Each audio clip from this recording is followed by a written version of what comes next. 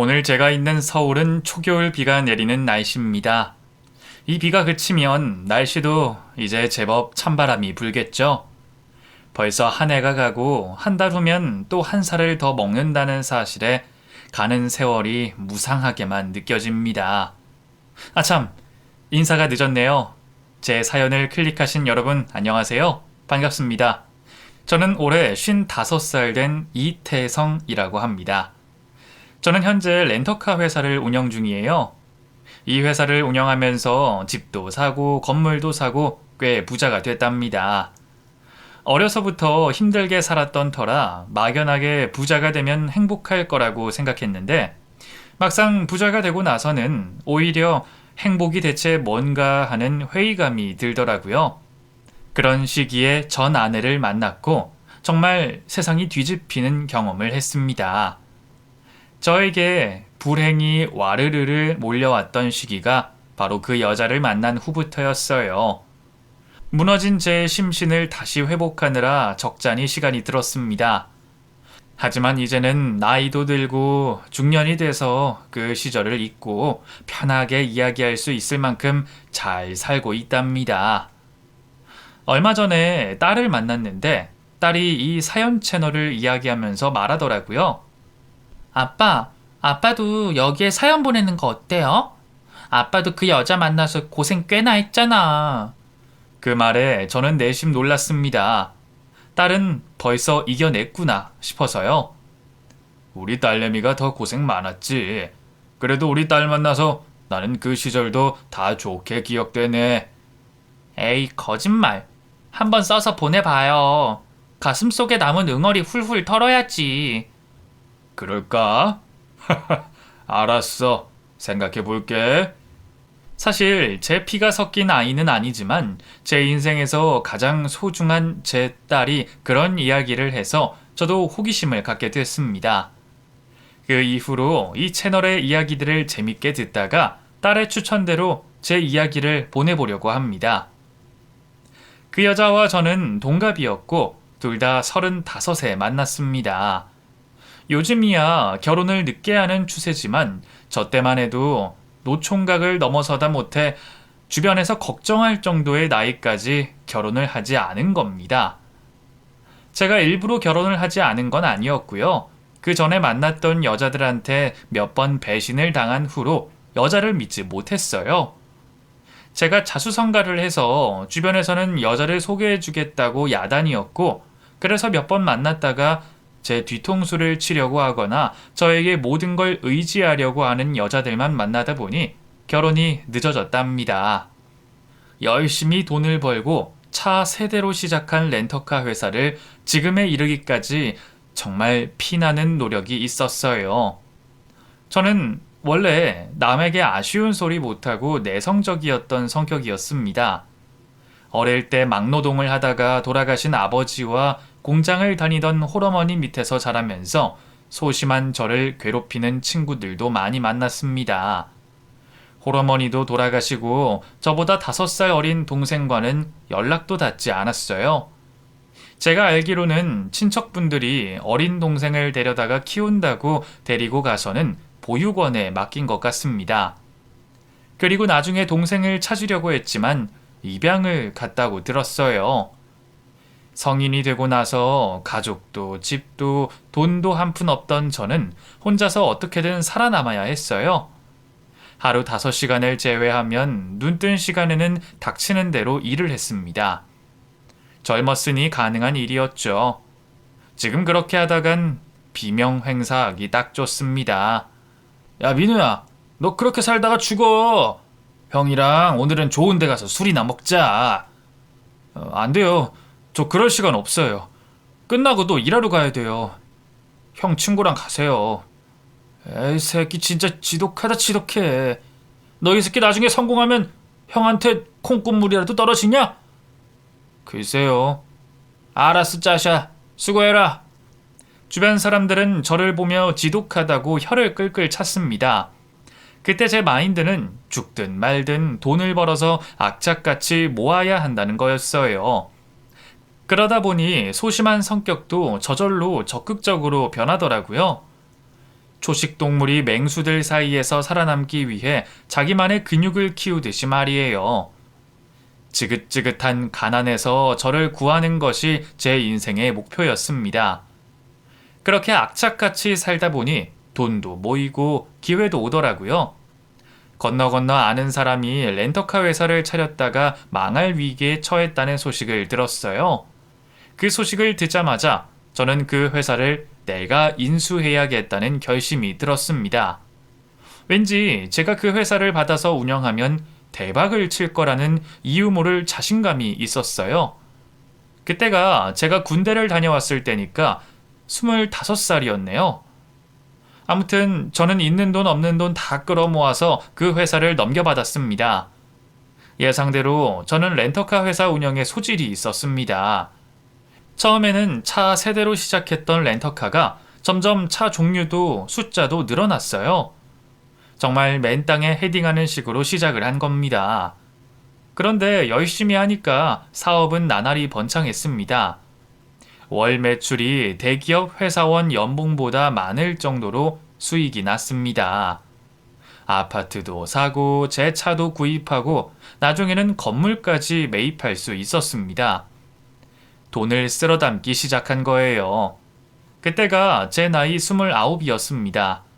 그때 처음으로 저에게 접근한 여자를 만나고 연애를 했습니다. 그런데 저보다는 제 배경에 관심이 많은 걸 알게 돼서 꽤나 큰 상처를 받았어요. 오빠, 나랑 결혼 안 할 거야? 결혼? 우리 이제 3개월 만났는데 결혼은 아직. 뭐 어때? 그냥 하자. 나 일 그만두고 집에서 애 낳고 살림할게. 내가 뒷바라지 열심히 할게.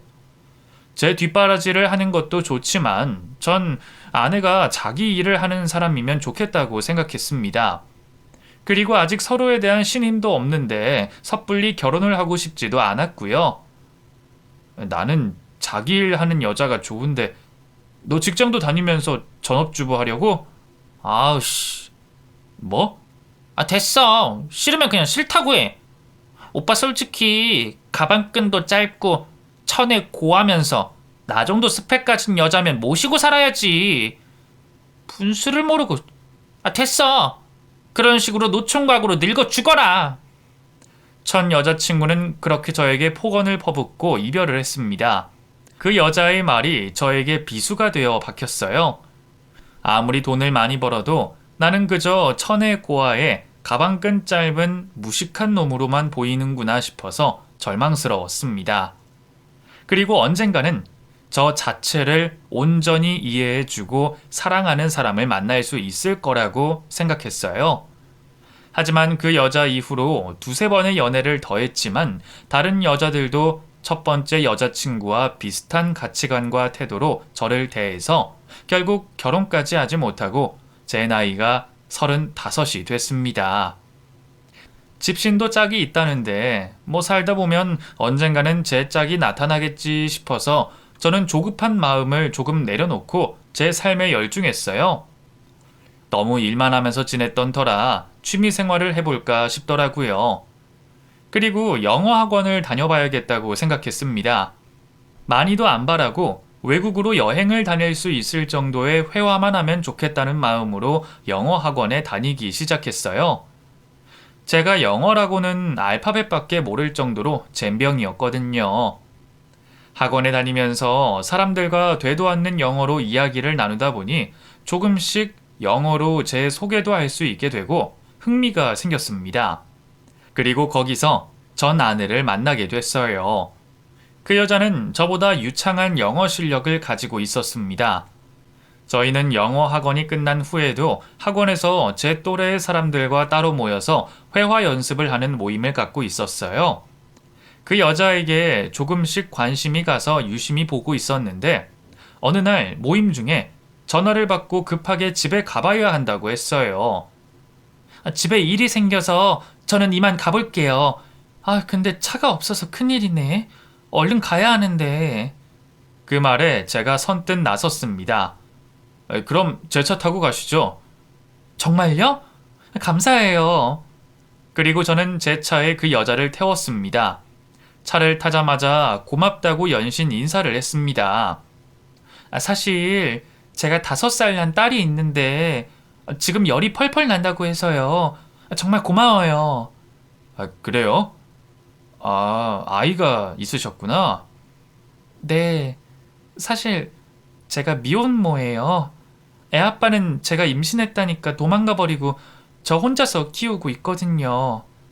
가끔 동네 사는 이모가 와서 봐주시기도 하는데 항상 딸한테 미안하죠. 그런 이야기를 거리낌 없이 솔직하게 해주니까 오히려 더 호감이 가더라고요. 돌아가신 어머니가 생각나기도 했고요. 저도 참 미친놈이었던 것 같습니다. 하도 거짓말을 하는 사람들만 만나서 그랬던 모양이에요. 아무튼 도착한 빌라 앞에서 기다렸다가 아이를 데리고 나오는 그 여자를 불러 차에 태웠습니다. 수영씨, 타세요. 제가 병원까지 데려다 드릴게요. 어머, 민우씨 안 가셨어요? 고마워요. 하은아, 괜찮아? 아프면서도 저에 대한 경계를 늦추지 않고 눈을 동그랗게 뜨고 귀여운 표정으로 저를 보던 아이가 말했습니다. 엄마, 이 아저씨 누구야? 이 아저씨? 아저씨는 엄마 친구야. 이름이 하은이니? 아저씨가 하은이 걱정돼서 병원까지 데려다 주려고. 많이 아프니? 걱정하지 마. 금방 도착한다. 제 말에 마음이 놓였는지 아이가 슬며시 입꼬리를 올리고 대답했습니다. 고맙습니다, 아저씨. 그 모습을 보고 저는 이 아이가 제 딸이면 좋겠다는 생각을 했어요. 처음 봤는데도 왠지 정이 가더라고요. 아이는 특별히 큰 병이 있는 건 아니었고 감기 몸살 때문에 열이 오른 거였습니다. 그리고 그날 이후로 저는 하은이 엄마를 학원이나 모임에서 마주치면 항상 하은이 안부를 물었어요. 하은이는 잘 지내죠? 민우 씨는 우리 하은이한테 관심이 많으시네요. 제 안부도 좀 물어주세요. 그 여자의 말에 저는 저도 모르게 얼굴이 빨갛게 달아올랐습니다. 사실은 그 여자한테 관심이 있어서 그 여자 딸의 안부를 괜히 묻는다는 사실이 들킨 것만 같았거든요. 그리고 저는 자연스럽게 그 여자와 가까워졌어요.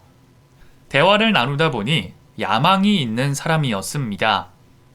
민우 씨, 저는요, 제 딸 하은이 좋은 환경에서 키우고 싶어요. 제가 지금 노래방 운영을 하고 있거든요.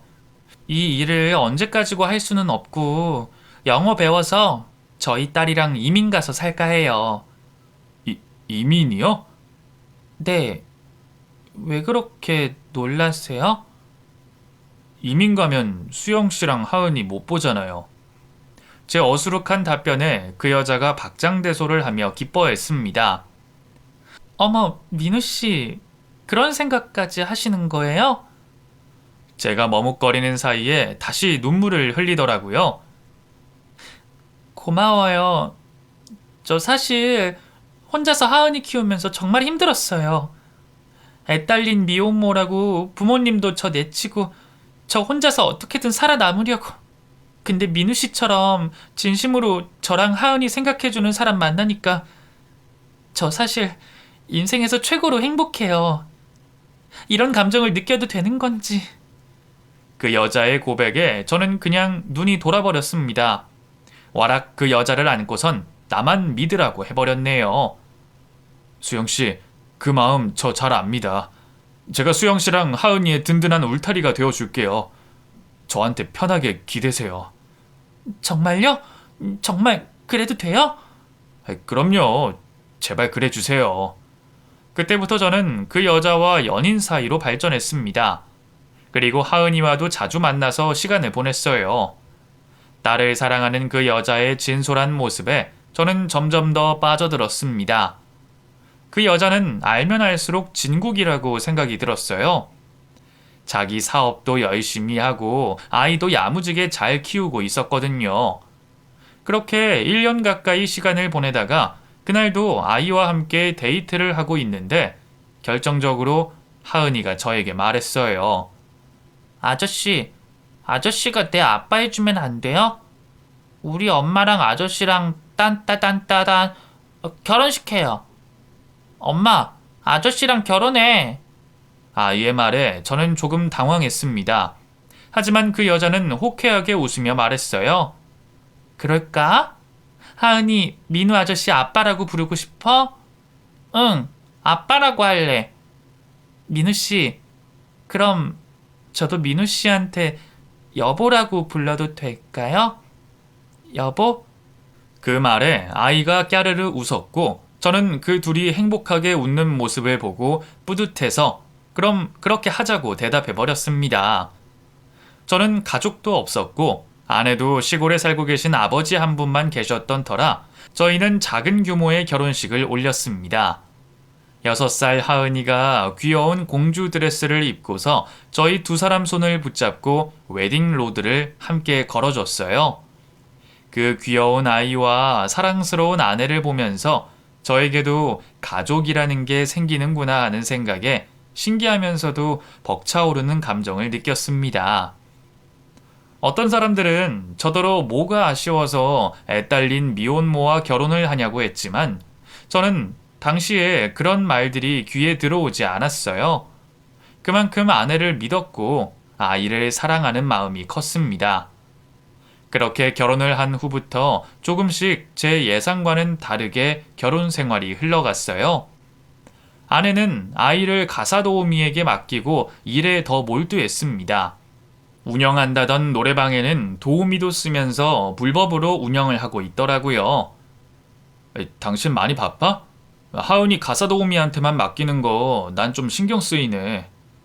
왜? 하은이 유치원 다녀와서 3, 4시간만 가사도우미가 봐주는 건데 그게 뭐 대수야? 밤에는 우리들 사이에서 자잖아. 그래도 당신 너무 유난이야. 유난이 아니라 아내에게 한 소리 하려고 하면 아내가 오히려 저를 더 몰아세웠습니다. 그래서 저는 딸을 제 사무실에 불러서 같이 시간을 보내기도 하고 일이 없으면 일찍 퇴근을 하기도 했어요. 그렇게 시간이 흘렀고 아내의 노래방 매출이 수직 하강을 할 때가 있었습니다. 그때 아내가 미성년자에게 술도 팔고 아가씨도 붙여주는 불법 장사를 했다는 사실을 처음 알았어요. 아내는 경찰에 신고를 당해서 영업정지 처분을 받았습니다. 영업정지가 풀려도 다시 전처럼 장사가 잘 되지 않을 것을 직감한 아내는 내내 술만 퍼마셨어요. 내가 걔들이 미성년자인 줄 알았냐고. 에이씨, 안 될라니까. 결혼하고 나서 왜 이렇게 일이 안 풀리는 거야. 이럴 줄 알았으면 결혼하지 말걸. 내 오늘 당신이 다 가져가는 거 아니야? 그렇게 제 탓을 하더라고요. 아내는 그런 식의 말로 자연스럽게 저에게 죄책감을 심어줬습니다. 그래서 저는 어느새 아내에게 쩔쩔매는 상태가 됐어요. 세뇌 혹은 가스라이팅을 당한 겁니다. 아내가 술을 마시고 불행하다고 말할 때마다 모두 제 탓인 것처럼 느껴졌거든요. 그래서 저는 아내가 원하는 거라면 뭐든지 해주기 시작했습니다. 아내는 사업에 대한 욕심을 버리지 않았습니다. 그리고 카페를 차리고 싶다고 했어요. 원하는 대로 카페를 차려줬지만 또 금방 망해버렸어요. 그리고 또 쇼핑몰을 한다고 해서 차려줬다가 또 망해버렸습니다. 그 사이에 딸은 점점 더 성장해서 고등학생이 되었어요. 저와 딸은 자주 시간을 보냈지만 아내는 자기 사업하는 데 몰두하느라 딸을 등한시했습니다. 거의 방임하다시피 했어요. 제가 딸의 학교 관련 일도 도맡아서 챙겨주고 요리까지 해줬습니다. 딸도 커가면서 엄마에 대한 원망이 늘어갔어요. 저와 둘이 있을 때 가끔 지엄마 흉을 봤습니다. 아빠, 엄마는 대체 왜 그러는 걸까? 나한테 눈꼽만큼도 관심이 없어. 엄마라는 사람이 어떻게 그럴 수 있어? 내 친구들은... 아니다. 하은이 많이 섭섭했구나. 너희 엄마가 욕심이 좀 남달라서. 그래도 그게 다 하은이랑 나랑 잘 살려고 하는 거니까 엄마 너무 미워하지 마. 이젠 밉다 못해 엄마한테 관심도 끊었어. 나한테는 아빠뿐이야. 아빠 없었으면 나 지금 가출하고도 남았어. 뭐? 이놈이 그런 말 하지 마. 아빠 심장 내려앉는다. 아내는 몇 번이나 사업을 말아먹고 결국은 사업에 대한 야망을 포기하는 것 같았습니다. 여보, 나 하은이랑 영국 가서 살다가 올게. 뭐라고? 아니, 갑자기 왜? 내가 예전부터 말했잖아. 하은이 좋은 환경에서 키우고 싶다고. 지금이라도 가려고. 아이, 그래도 이제 하은이 고1인데 지금 가면 적응하는 게 더 힘들지 않을까?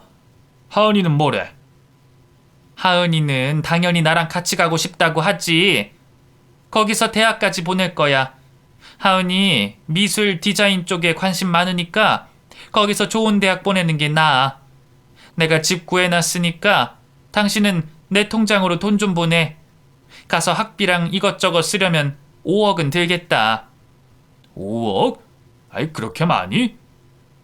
어머, 5억 당신한테는 껌값이잖아.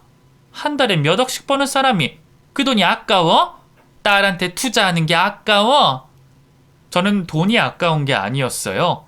아내가 사업으로 말아먹은 돈이 그 돈의 몇 배는 되는데 그쯤 돼서 새삼스레 무슨 돈이 아까웠겠습니까? 그저 사춘기 딸이 낯선 환경에서 잘 적응할 수 있을까? 그게 걱정이었죠. 처음에는 딸도 엄마의 일방적인 선택에 못마땅해 했습니다. 엄마, 난 안 가. 갑자기 영국 가서 나더러 뭘 하라고. 우리나라에서 대학 가도 충분해. 안 갈래. 딸의 말에 아내가 다그쳤습니다. 하은이, 너 엄마가 너한테 예전부터 말했지. 큰 물에서 놀아야 한다고. 지금 가는 것도 늦은 거야. 영국에 가면 네가 하고 싶은 공부 더 많은 사람들이랑 더 좋은 환경에서 배울 수 있는데 뭐가 무서워? 같이 가자. 응?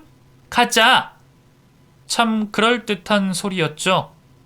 아내는 본인이 원하는 게 있으면 말을 정말 청산유수로 잘했습니다. 듣고 있다 보면 자연스럽게 설득이 되게 말이에요. 딸도 지 엄마의 말에 조금씩 세뇌를 당하고 결국은 유학을 결심했습니다. 그렇게 저는 딸이 고1 여름방학을 맞이하기 전에 딸과 아내를 함께 영국으로 보냈어요. 모든 건 아내가 알아봤고 저는 돈만 보내주면 된다고 했습니다. 딸이 대학에 입학하기 전까지는 자주 연락을 주고받았어요. 인터넷 화상통화도 자주 했습니다. 그럴 때마다 딸은 희망찬 목소리로 말했어요. 아빠, 나 제가 원하는 대학 갈 수 있을 것 같아요. 저 열심히 배워서 인테리어 디자이너가 될 거예요. 그래, 우리 하은이 잘할 줄 알았어. 근데 요즘 엄마는 통 연락이 없네. 엄마는 뭐해? 제 물음에 아이 얼굴이 단숨에 굳어졌습니다. 엄마, 여기서 한식 팔면 좋겠다고 사업 구상하러 다니고 있어요. 바빠서 저도 요즘 잘 못 봐요. 그래? 네 엄마 또 병 도졌구나. 사업병. 아휴. 엄마 보면 아빠한테 연락 좀 하라고 전해줘. 하은이 화이팅하고. 아빠가 한번 가야 하는데. 알았어요. 엄마한테 꼭 전화하라고 할게요. 아빠도 화이팅! 제 걱정은 하지 마세요. 항상 고맙고 사랑해요. 딸의 밝은 모습을 보면 걱정이 사라지는 것 같았습니다. 저도 영국을 안 가려고 한 건 아니었어요. 그런데 가려고 하면 아내가 방해된다고 오지 말라고 하는 통에 쉽사리 갈 수가 없었습니다. 왜 그렇게 그 여자 말을 다 들어줬는지 저도 참 그 시절에 제가 이해가 가지 않네요. 그리고 아니나 다를까 아내는 사업 자금을 보내달라고 연락을 했어요. 왜 이리 연락이 안 돼? 하은이 이제 대학 입학한다며? 하은이 대학 입학금이랑 나 여기서 한식당 하게 사업 자금 좀 보내줘. 뭐라고? 한식당? 당신 안 들어올 거야? 하은이 대학 가면 당신은 들어오기로 했잖아. 여기서 한식당 차리면 대박 날 것 같아. 영국은 물가도 비싸서. 아무튼 내가 계획이 있어. 돈 아까워? 내가 다 갚으면 되잖아. 그 말을 들으니 갑자기 화가 머리 끝까지 뻗치더라고요. 그래서 저도 화를 냈습니다. 당신 언제까지 사업 타령할 거야? 당신이 까먹은 돈이 지금 얼만 줄 알아? 그리고 당신이 무슨 한식당을 한다고 그래? 요리랑은 담 쌓고 사는 사람이 지금까지 다 말아먹고 아직도 사업 무서운 줄 몰라? 제 말에 아내가 또 똑같은 레파토리를 읊어대더라고요. 내가 당신만 안 만났어도 노래방 사업 확장해서 지금쯤 당신보다 더 부자 됐을 거야. 그리고 계획대로 미국에서 하은이랑 둘이서 행복하게 살았겠지? 내 인생 망친 주제 뭐가 어쩌고 어째? 나 만나고 나서 당신 사업은 더 잘 되고 있잖아. 내 운이 다 당신한테 갔다니까? 내 인생 보상해! 그 말을 듣고 정말 어처구니가 없었습니다. 하은이 엄마, 나랑 무슨 경쟁해? 나 당신 남편이야. 내가 잘 되는 게 당신이 잘 되는 거랑 같은 거지. 도대체 왜 그래? 그러지 말고 들어와서 나랑. 싫어. 됐어. 돈 보내주기 싫으면 말어. 내가 알아서 할 테니까. 그렇게 아내는 전화를 끊어버렸습니다. 그리고 전화번호도 바꿔버렸더라고요. 그 후로 연락이 닿지 않았어요. 딸에게 연락을 했더니 엄마는 한국에 들어간다고 하고 소식이 끊겼다고 했습니다. 엄마 한국 들어간다고 했는데 아빠한테 연락 안 했어요? 응? 아, 그래. 이 연락 오겠지. 저는 괜히 딸 걱정시킬까봐 자세한 이야기는 하지 않기로 마음먹었습니다. 그리고 혼자서 소가리를 했어요. 아내가 도대체 어디서 뭘 하는 건지 걱정도 되고 궁금하고 애 같았습니다. 그렇게 아내와 연락이 끊긴 지 3년째 되던 어느 날 회사 직원이 저에게 말했습니다. 사장님, 사모님 한국 오셨어요? 그게 왜? 아니, 어제요. 제가 어제 친구들이랑 술 마시러 갔다가 사모님을 뵌 것 같아서요. 왜 남자랑 같이 진지하게 이야기 나누고 계시더라고요. 그래서 제가 가서 인사했는데 저더러 사람 잘못 봤다고 하셔서 깜짝 놀랐어요. 분명히 사모님이 맞았거든요. 제가 사람 이름은 기억 못해도 한 번 본 얼굴은 잊지를 못하는데 사모님을 제가 몇 번이나 봤잖아요. 직원의 말에 저는 아무 말도 할 수가 없었습니다. 저도 아내의 행적에 대해 아는 게 하나도 없었으니까요. 그게 어디였어?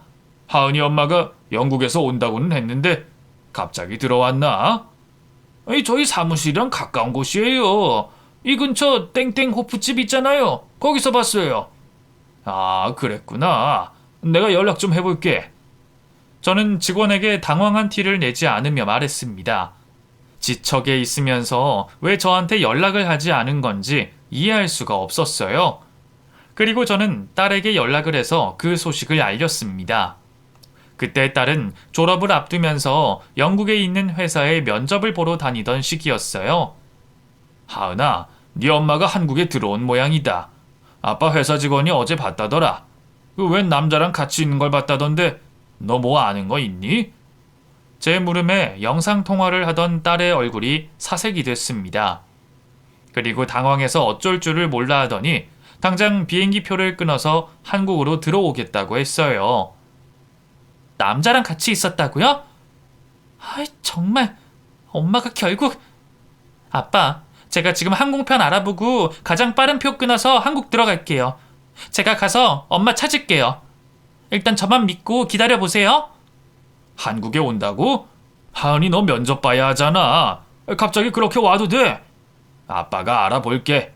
그냥... 아니에요. 제가 가야 돼요. 아빠, 우선 끊어요. 딸이 왜 그렇게 당황하는 건지 도통 알 수가 없었습니다.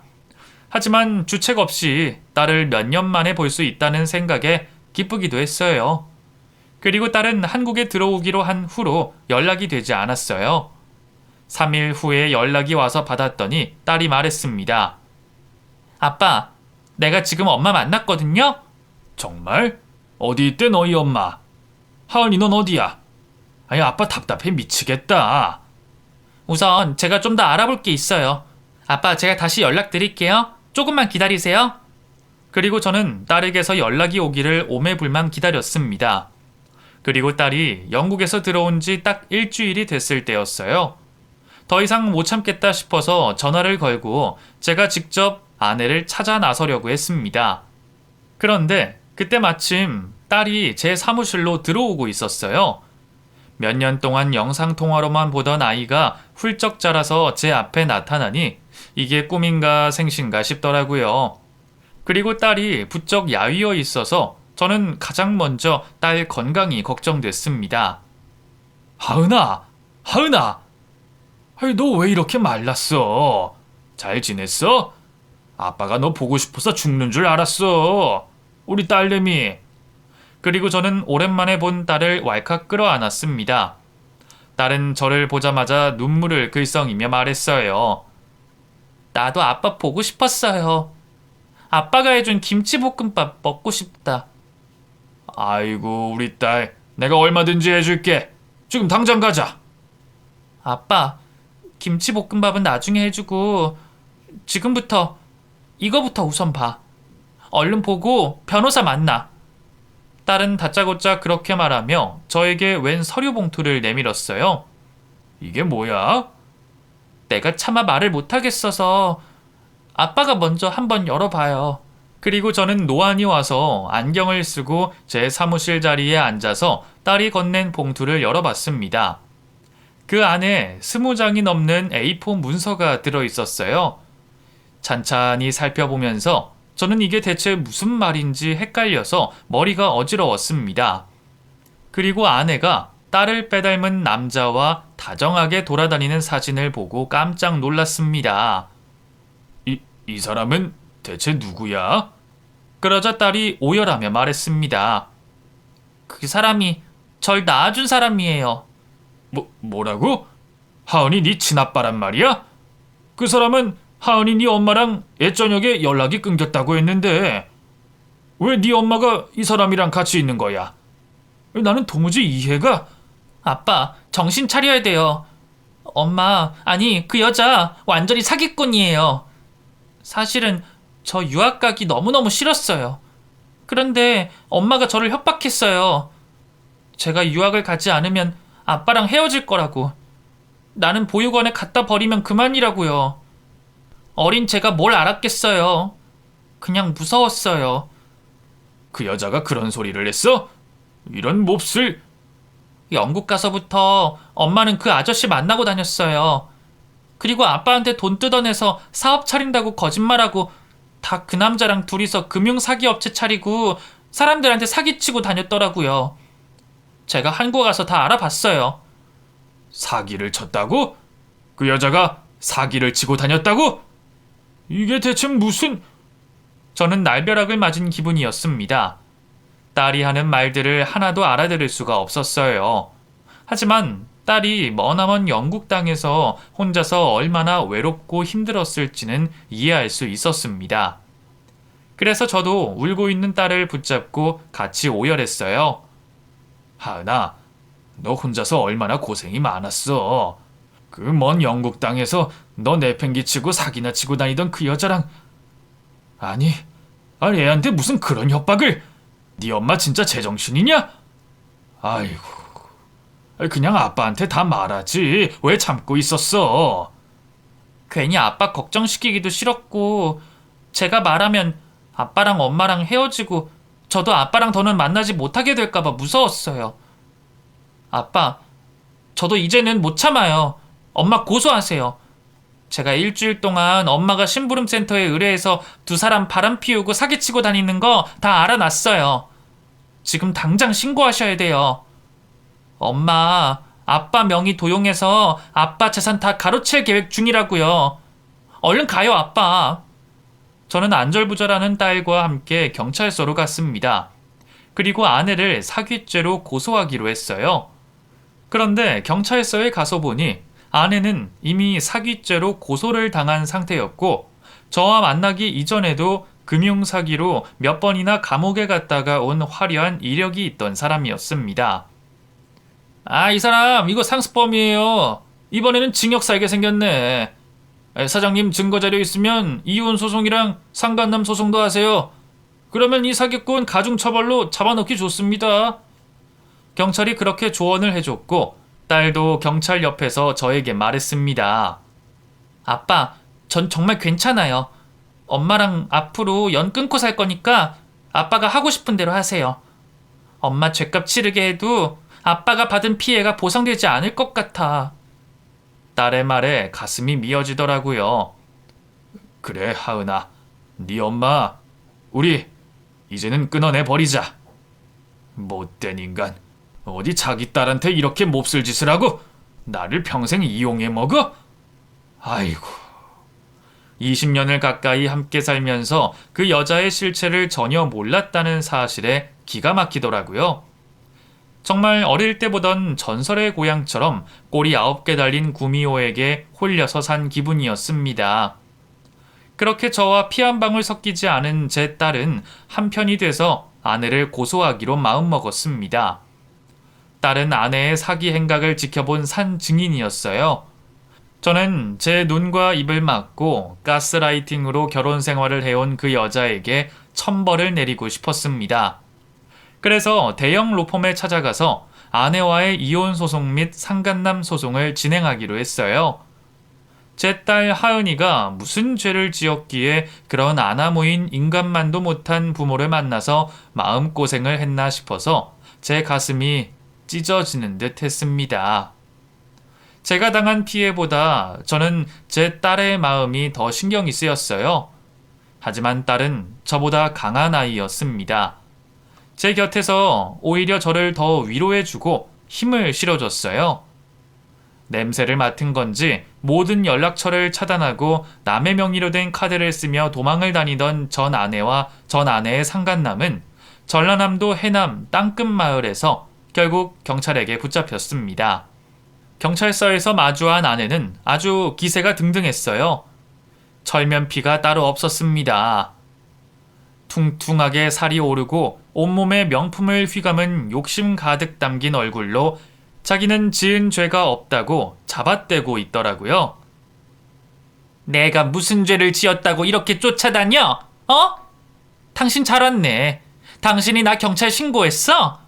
내가 뭔 죄를 지었다고? 그 모습을 보고 저는 경악했고 딸 하은이가 제 엄마에게 달려들어 멱살을 잡고 말했습니다. 왜 몰라? 네 죄를 왜 몰라? 어떻게 모를 수가 있냐고? 내가 당신 때문에 얼마나 힘들었는 줄 알아? 어린 나를 협박하고 이 쓰레기 자식이랑 같이 놀아나고 내가 고소하자고 했어. 당신은 천벌 받아야 돼. 하은아, 그게 무슨 소리야? 이 사람이 네 친아빠인데. 저 인간은 너랑 피도 한 방울 안 섞인 남이야, 남. 그러니까 피 섞인 엄마 아빠가 다 무슨 소용이냐고. 나한테 가족이라고는 이민우 아빠뿐이야. 사리사욕 채우려고 자기 딸 팔아먹고 참 잘하는 짓이다. 이 사회 악같은 인간들아. 딸이 그렇게 폭주하는 모습은 처음 봤네요. 얼마나 안에 쌓인 게 많으면 저럴까 싶어서 안쓰러웠습니다. 그리고 저는 딸을 끌어당기며 수갑을 차고 앉아있는 그 사기꾼 년에게 말했어요. 20년 가까이 참 잘도 속여왔다. 너 하은이 덕분에 산 줄 알아. 하은이랑 나랑은 계속 부녀관계 유지할 거고 넌 죗값이나 제대로 받을 생각해. 제 말에 전 아내도 전 아내의 상간남도 코웃음을 쳤습니다. 그것들이 그렇게 뻔뻔하니까 사람들 등을 쳐먹고 사기를 치고 다녔구나 싶어서 온몸에 소름까지 끼치더라고요. 결국 전 아내와 그의 상간남은 특정 경제범죄 가중처벌 등에 관한 법률 위반, 즉 사기죄로 징역형을 선고받았습니다. 그리고 저와의 이혼 소송과 상간남 소송에서 위자료도 지불해야 했어요. 그 여자와 소송을 진행하는 1년 반 동안 딸은 한국에서 유명한 인테리어 회사에 취업을 했습니다. 그리고 열심히 일을 하더라고요. 제가 그 여자에게 사기당한 돈에 비하면 한없이 적은 액수였지만 그건 상관없었어요. 저는 이미 가진 부가 많으니까요. 제가 그렇게 힘들게 쌓아놓은 재산이 딸 하은이가 아니었으면 한순간에 다 털렸을 생각에 기가 막혔습니다. 전 아내와의 모든 관계가 해결되고 저는 딸을 제 호적에 올릴 수 있었어요. 그리고 저는 딸에게 인테리어 회사를 직접 차려보는 게 어떠냐고 물었습니다. 하은아, 이제 너도 네 회사 차려보는 게 어때? 20대 후반이면 네 거 시작할 때 됐다. 아빠가 투자할게. 제 말에 딸은 고개를 가로저으며 대답했습니다. 아빠, 나 아직은 아니에요. 저도 물론 제 회사 차리고 싶지만 아직은 더 경력을 쌓고 싶어요. 완벽히 준비된 상태가 되면 그때 아빠한테 부탁할게요. 그래도 되죠? 그 말을 듣는데 어찌나 대견한지요. 결국 딸은 제 도움 없이 자기 힘으로 작은 인테리어 회사를 차렸답니다. 그리고 사업이 나날이 발전해서 지금은 그 업계에서 날개 돋친 듯이 잘 나가고 있어요. 제 딸은 이제 결혼 정년기에 접어들었답니다. 그리고 내년이면 결혼을 하겠다고 하네요. 얼마 전에 딸의 남자친구를 만났는데 제가 여자 보는 눈은 없어도 남자 보는 눈은 정확하거든요. 딸 남자친구가 딸을 보는 눈빛에서 꿀이 뚝뚝 떨어지고 말하는 것도 믿음직스러워서 마음에 들었습니다. 자네, 우리 하은이 마음고생시키면 알지? 아유, 그럼요, 아버님. 그나저나 하은이가 아버님보다 더 멋진 남자를 본 적이 없다고 해서 솔직히 저 엄청 질투납니다. 그 말에 저는 너털 웃음을 지으며 대답했습니다. 당연하지.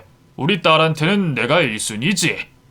근데 이제 결혼하면 자연스럽게 자네가 1순위가 될 거야. 제 말에 딸이 아니라고 하더라고요. 아니야. 난 결혼해도 아빠가 1순위야. 아이고, 우리 딸 뻥이 심하네. 결혼하면 남편, 자식 낳으면 자식이 또 1순위가 되겠지. 물론 나한테는 내 딸 하은이가 죽을 때까지 1순위고. 제 말에 딸도 딸 남자친구도 한박 웃음을 지었습니다. 아직은 100% 딸을 보낼 마음의 준비가 되지는 않았어요. 딸의 예비 신랑이 사업을 한다고 나대지 않는 전문직에 종사하는 사람이라서 일단 점수를 후하게 줬고요. 결혼 전까지는 긴장의 끈을 놓지 않고 지켜볼 예정입니다. 전 아내와 전 아내의 상간남은 이제 몇 달 뒤면 출소를 하게 되네요. 출소를 해서 만약에 저를 찾아온다면 정말 국물도 없다는 점을 꼭 알았으면 좋겠습니다. 아주 탈탈 털어서 끝까지 지옥불에 떨굴 예정이니까요. 그런데 저도 나이가 들었는지 얼른 손주가 보고 싶기도 하네요. 손주 보는 그날까지 건강하게 지내겠습니다. 추운 겨울 여러분도 건강 조심하시고 한 해 마무리 잘 하시길 바랍니다. 제 못난 사연 끝까지 들어주셔서 감사해요. 그럼 저는 이만 들어가 보겠습니다.